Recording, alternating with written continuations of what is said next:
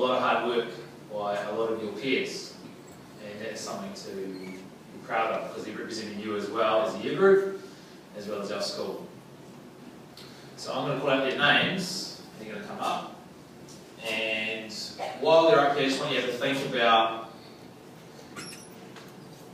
where they've come from, where they ended up, and how you can reflect on yourselves and where you want to end up, especially in 5 years' time, with a lot of hard work. So they have shown you an example of what you can achieve when you stay focused, when you don't give up, you show resilience when things aren't easy. So a little background story about this team. They started the season, there was only 7 boys turning up to trainings for about a month. The team nearly got pulled, e.g. I thought about cancelling the team, pulling them out of the grade. My expectations were not being met and I wasn't happy about it. We had a meeting with Mr. Woodford, he goes, I said, rugby, I said, I'm pretty close to pulling the team. I had a meeting with the boys, I said, look, if you don't turn up to training, we're going to pull the team. They said to me they wanted to make a change. They started coming to training. We lost 5 games in a row at the start of the season, and they weren't just losses, they were hidings. E.g. we're losing by 30 points. The boys were getting tired. 5 to 10 minutes into the second half, they were walking around the field for the last 25 minutes of the game, and teams were scoring about 6 or 7 tries with 20 minutes to go. We played the team from Taupo, who had also lost 3 games in a row. I thought, as their coach, there's a chance for us to win. We also got hammered by the other bottom team in the grade. So we were the last team in the grade, we were miles behind everybody else, and the boys weren't coming to training. But slowly but surely they started to show resilience. They started to show that they were still prepared to put in the hard work. We ended up doing 16 sprints in a row at training of 60 metres with 20-second rests. So those of you who don't know, that's pretty hard work, that's not easy. And during that training, they hardly complained.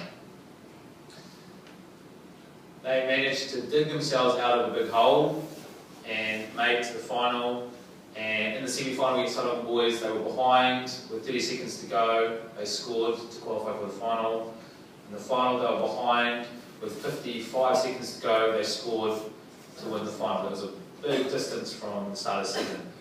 So from my point of view, when these boys come up, just have a think about and reflect on yourselves in your classrooms, academically, or with your own sports. Here's just an example. Some of you probably do it every day. Some of you show resilience with being consistent with your application in the classroom, with turning up on time, with staying on task.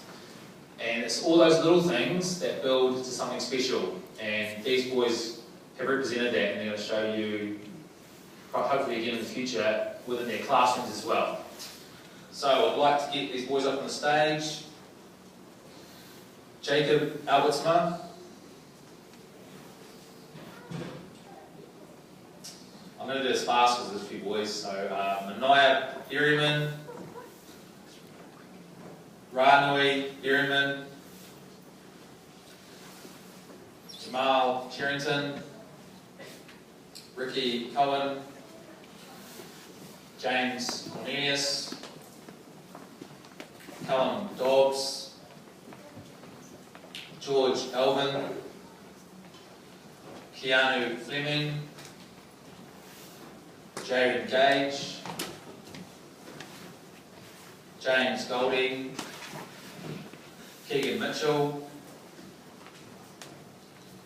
Jaden Rowdy, Tyler Roberts, TK Ronaki, AJ Kling,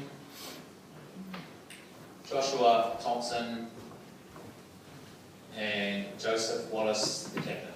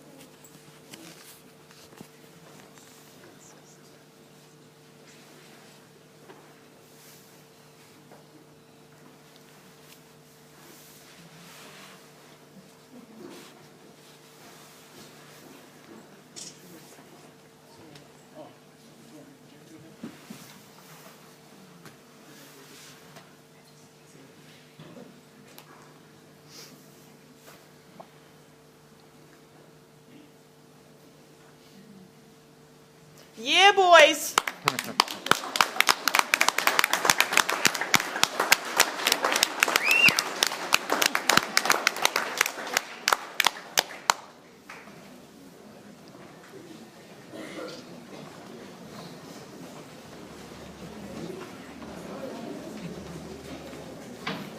Ranui.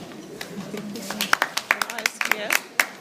He's out there, but he wouldn't go up. There shouldn't be any talking right now. So, just on behalf of the boys as well, we'd like to thank Jen from front section down the back there. She worked really, really hard. Mr. Burns, who's just over here, assistant coach, done a great job, stepped in, especially a couple times when I couldn't be there, and assistant as well.